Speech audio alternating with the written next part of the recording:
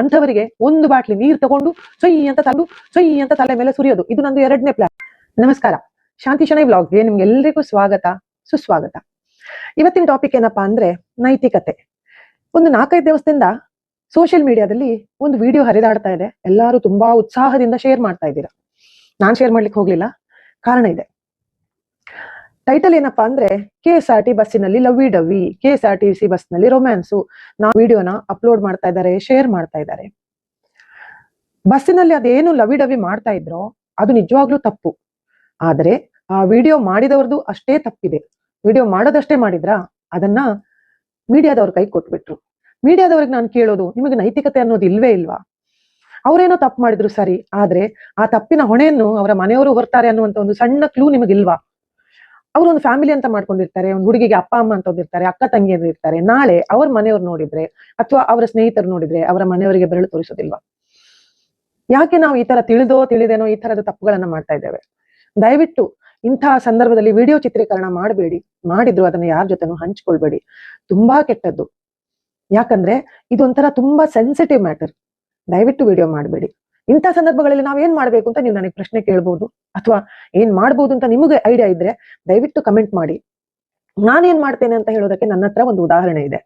ಒಂದು ದಿವಸ ನಾನು ರೆಸ್ಟೋರೆಂಟ್ಗೆ ಹೋಗಿದ್ದೆ, ನನ್ನ ಮಕ್ಕಳ ಜೊತೆ ಹೋಗಿದ್ದೆ. ತುಂಬಾ ರಶ್ ಇದ್ದ ಟೈಮ್ ಅಲ್ಲ ಅದು. ಸೊ ರೆಸ್ಟೋರೆಂಟ್ ಸ್ವಲ್ಪ ಖಾಲಿನೇ ಇತ್ತು. ಆದ್ರೂ ನನ್ನ ಪಕ್ಕದ ಟೇಬಲ್ ಅಲ್ಲಿ ಒಂದು ಫ್ಯಾಮಿಲಿ ಇತ್ತು. ಇಬ್ರು 10 ವರ್ಷದ ಒಳಗಿನ ಮಕ್ಕಳನ್ನು ಕರ್ಕೊಂಡು ಕೂತಿದ್ರು. ಅದೇ ರೀತಿ ನನ್ನ ಎಡಗಡೆ ಸ್ವಲ್ಪ ಹುಡುಗಿರಿದ್ರು, ಕಾಲೇಜ್ ಸ್ಟೂಡೆಂಟ್ಸ್.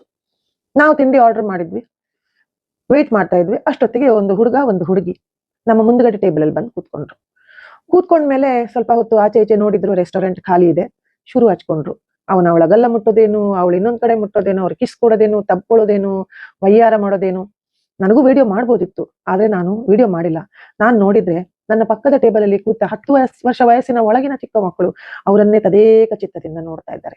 ಅವರಿಗೆ ಅದು ಅರ್ಥ ಆಗ್ತಾ ಇದೆಯೋ ಇಲ್ವೋ ಗೊತ್ತಿಲ್ಲ. ನನಗಂತೂ ಒಂದು ಗೊತ್ತಾಯ್ತು, ನಮ್ಮ ಸಮಾಜಕ್ಕೆ, ಇನ್ನು ಬರುವ ಮುಂದಿನ ಜನರೇಷನ್ಗೆ ನಾವು ಏನು ಸಂದೇಶ ಕೊಡ್ತಾ ಇದ್ದೇವೆ?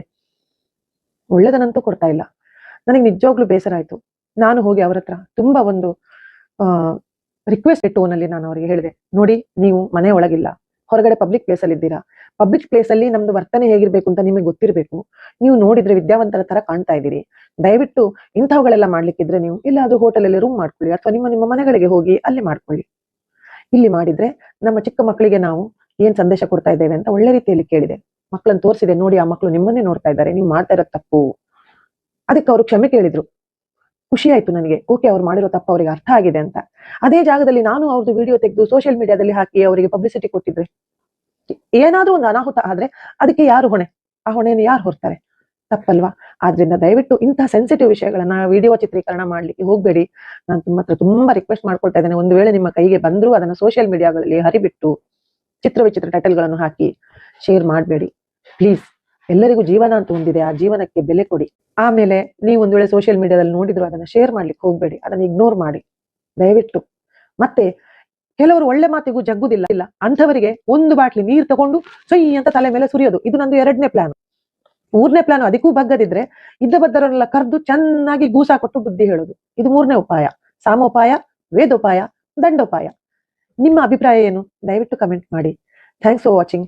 ಹೀಗೆ ಸಪೋರ್ಟ್ ಮಾಡ್ತಾ ಇರಿ. ಧನ್ಯವಾದಗಳು.